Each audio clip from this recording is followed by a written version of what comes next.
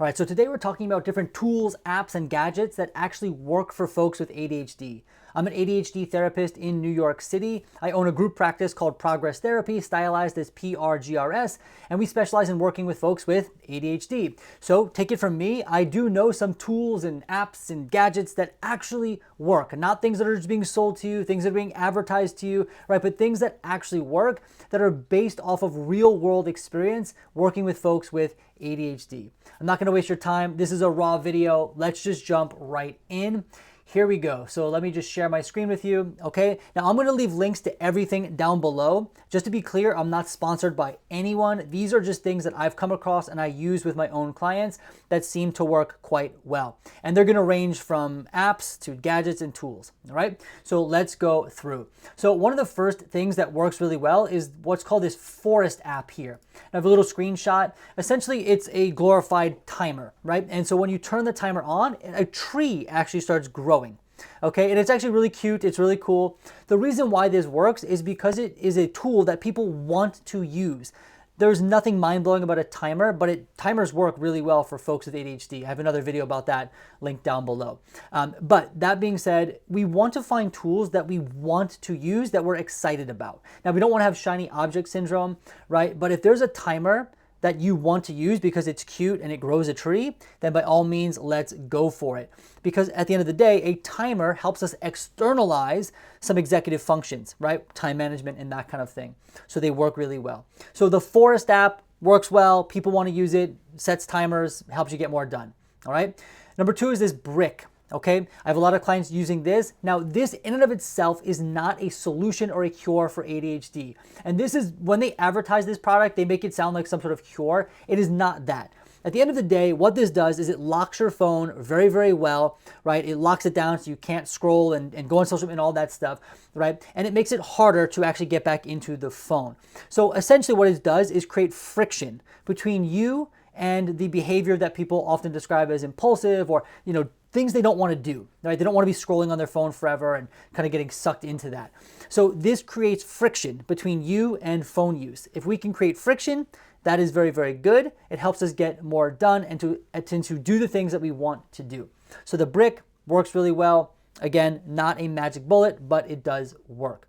This one's an old school one, but an egg timer. Again, I'm big into the timers because they work really well. I want them to be visual. I want people to be able to see them, and I want them to be loud. All right. Now this helps us to time block. This helps us to take breaks well, right? And not get sucked into a long Netflix binge or something like that. An audible timer allows another opportunity point for a decision, right? So if you have to work on a project for an hour, but then you have to switch gears and go to a dentist appointment or something, this timer will then create an audible reminder, and now you have a new decision point where you can either go to the dentist or keep working on the project, right? We're not here to tell you what's right or wrong, but to help you create new decision points, all right? This one is really cool. This is called Whisper Flow. It's just a little logo shot here, but this is a dictation tool that you can download onto your desktop and onto your phone. Now, I use the desktop version. I'm using it every single day. I really like this because with one hotkey, you can just dictate anything into any text box. Now, you can imagine there's tons of use cases for this, whether it be email or texting, but a lot of times people with ADHD have thoughts that come and then they quickly forget. If you have a thought that comes, you can quickly push control or whatever hotkey, speak out what you want to speak out onto your computer, and then it will put it into a notes folder. So that helps just for capturing ideas that you can revisit later so you don't forget. All right, so I find dictation tools, again, to reduce friction between ideas, thoughts, and things we have to remember and getting them externalized onto paper or onto the computer. That's called Whisper Flow, okay? The next one is called Notion. So this is a very powerful software. In some cases, it's free. There's also paid versions. But Notion I use and my clients often use for task management and for to-do lists. Now, it can do a ton more than that, but you can build out customized and very complicated and very cool task managers and to-do lists. You can make it really simple or you can make it really complex. It's very, very customizable. So a lot of my tech savvy clients, they really like to use Notion because they're able to customize it to their liking. But at the end of the day, the main feature there is task management and to-do lists. They also have a calendar feature, which makes task management and to-do list integrated into a calendar. But that software is very, very powerful and can work really, really well for time management, organizing, all that kind of stuff. This is similar to the timer above, but what makes this one different is that you can see the passage of time, right? You can see the actual hour or minutes being filled in, and it's just another way of externalizing time, right? It's hard to keep it in our minds, especially for folks with ADHD. So to be able to watch it go can be very, very helpful, and it's for people who are more visual, right? And again, I prefer anything that we can do to externalize audio, right? So if it's an alarm or the visual, we can see it, works really, really well.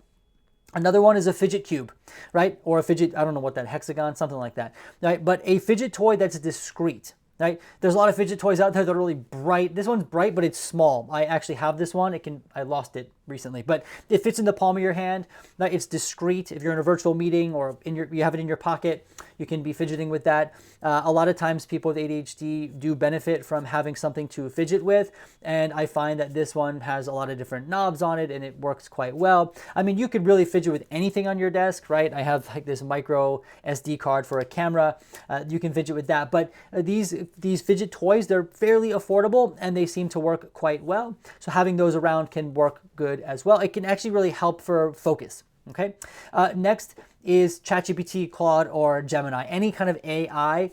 I know everyone has their own thoughts on AI, but there's a couple ways we can use it specifically for ADHD. One is inbox organization. So a lot of the AI tools now integrate with your inbox. So you can say, hey, what are my main priorities for today based on what's in my inbox? Or, hey, can you give me this from my inbox? So a lot of people with ADHD have cluttery inboxes. Right? Or not just ADHD, but a lot of people have very cluttery inboxes, and it's overwhelming to organize it. And before they organize it, there's probably things they need to do with it. So ChatGPT can pull information from it based on your prompts and your requests. The other way I like people to use AI for ADHD is brain dumping. So you might have a lot of thoughts, a lot of different things you need to do.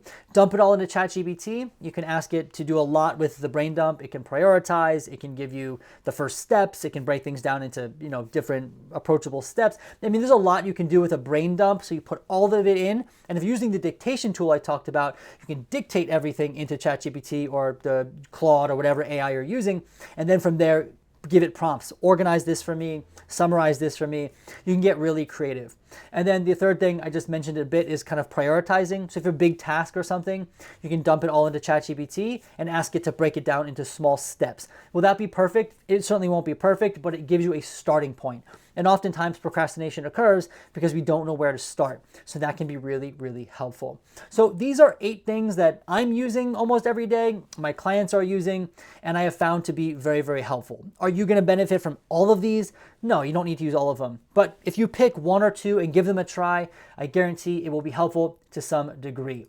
At the end of the day, I hope this video was helpful for you. I hope you learned something, and I will see you in the next video.